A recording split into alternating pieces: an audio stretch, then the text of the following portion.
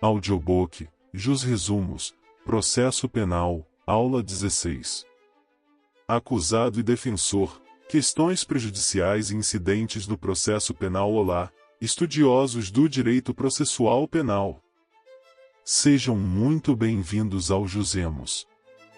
Hoje, vamos nos concentrar em dois importantes aspectos do processo penal, na figura do acusado e seu defensor, com as diferentes modalidades de assistência jurídica, e as questões prejudiciais e processos incidentes, que podem influenciar o curso da ação penal. Compreender o papel da defesa e como questões paralelas podem afetar o julgamento principal é fundamental para uma visão completa do processo. Preparem-se para mais uma aula essencial. No processo penal, o acusado é um dos sujeitos essenciais, titular de diversos direitos fundamentais, incluindo o direito à defesa técnica. A representação do acusado por um defensor é crucial para garantir o contraditório e a ampla defesa. Podemos identificar diferentes tipos de defensores. Defensor constituído é o advogado de confiança do acusado, escolhido e contratado por ele para representá-lo no processo. Idealmente, todo acusado teria condições de constituir um defensor de sua escolha. Defensor público atua em favor de acusados que não possuem condições financeiras de contratar um advogado particular. A Defensoria Pública é uma instituição essencial para o acesso à justiça. Defensor dativo é um advogado particular nomeado pelo juiz para atuar na defesa do acusado nos casos em que não há defensoria pública atuante na comarca. O defensor dativo é remunerado pelo poder público pelos serviços prestados. Defensor ad hoc é um defensor nomeado para um ato processual específico, podendo ser qualquer um dos três tipos mencionados acima. Sua atuação se limita àquele determinado ato. Defensor curador, nomeado para patrocinar a defesa de réus menores de 18 anos ou que possuam alguma condição de insanidade mental, incluindo o índio não adaptado à sociedade. A efetividade da defesa técnica é uma grande preocupação no processo penal. A súmula 523 do STF estabelece que a falta de defesa constitui nulidade absoluta, mas a deficiência da defesa só anulará o processo se houver prova de prejuízo para o réu. O Código de Processo Penal também trata de outros aspectos relacionados ao acusado. Identificação do acusado, art. 259. A impossibilidade de identificação precisa do acusado não impede o andamento da ação penal, desde que sua identidade física seja certa. A qualificação pode ser retificada a qualquer momento do processo, sem prejuízo dos atos anteriores. Condução coercitiva, art. 260. Se o acusado não atender à intimação para interrogatório, reconhecimento ou outro ato essencial à instrução, a autoridade judicial pode determinar sua condução coercitiva. Obrigação de ter defensor, art. 261. Nenhum acusado, ainda que ausente ou foragido, pode ser processado ou julgado sem a assistência de um defensor. A defesa técnica exercida por defensor público ou dativo deve ser sempre fundamentada. Parágrafo único. Curador para menor, art. 262. Ao acusado menor de 18 anos, será nomeado um curador para assisti-lo no processo.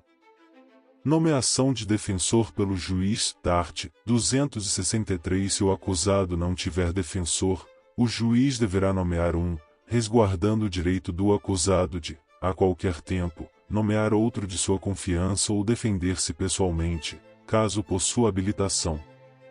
O acusado não pobre é obrigado a pagar os honorários do defensor dativo. Parágrafo único.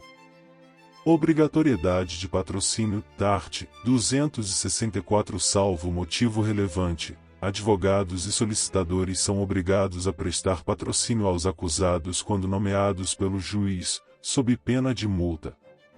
Abandono do processo pelo defensor, art. 265. O defensor só pode abandonar o processo por motivo imperioso, comunicando previamente o juiz, sob pena de multa e outras sanções. Audiências podem ser adiadas por motivo justificado de ausência do defensor, que deve comprovar o impedimento até a abertura da audiência. Caso contrário, o juiz nomeará um defensor substituto para o ato. Constituição de defensor sem mandato, art. 266. A constituição de defensor não exige procuração se o acusado indicar durante o interrogatório. Impedimento de parentes do juiz como defensores, art. 267. Parentes do juiz, nos termos do artigo 252, não podem atuar como defensores no processo. Além dos sujeitos essenciais, temos os sujeitos acidentais, cuja participação é eventual, e assistentes, art. 268 a 273 e art. 159 do CPP atuam ao lado da acusação, auxiliando o Ministério Público ou o querelante. Funcionários da Justiça, art. 274 do CPP escrivães, oficiais de justiça, etc., responsáveis pela prática de atos processuais. Peritos e intérpretes, art. 275 a 281 do CPP auxiliam o juízo com conhecimentos técnicos específicos ou na comunicação com pessoas que não dominam o idioma. Curador do menor ou enfermo mental, já mencionado anteriormente.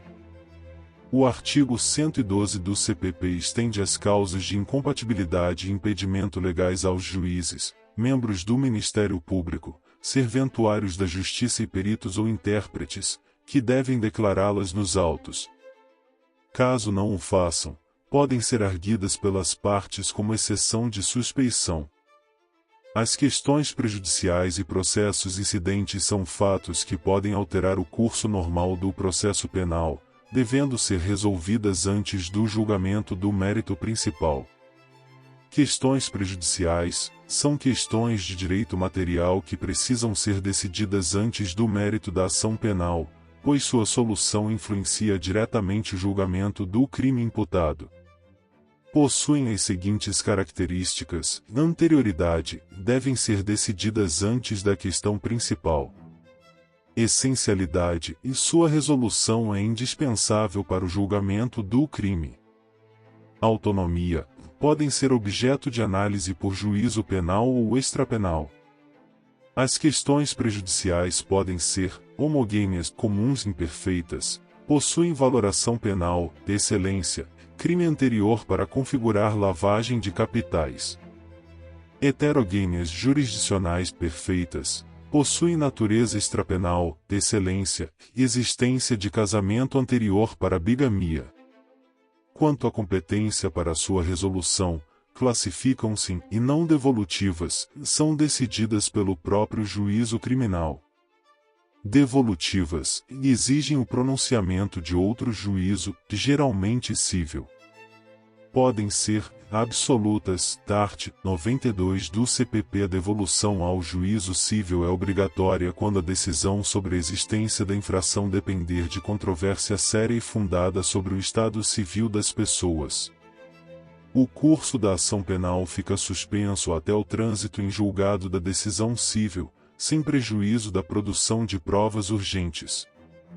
Em crimes de ação pública, o MP pode promover ou prosseguir na ação civil. Relativas, art. 93 do CPP. O juízo criminal pode, discricionalmente, suspender o processo e remeter a questão para o juízo civil se a decisão sobre a infração depender de questão diversa do Estado civil, de difícil solução e que não verse sobre direito cuja prova a lei civil limite, após a produção de provas urgentes. O juiz criminal marca um prazo para a suspensão, que pode ser prorrogado. Expirado o prazo sem decisão civil, o juízo criminal retoma a competência para resolver toda a matéria.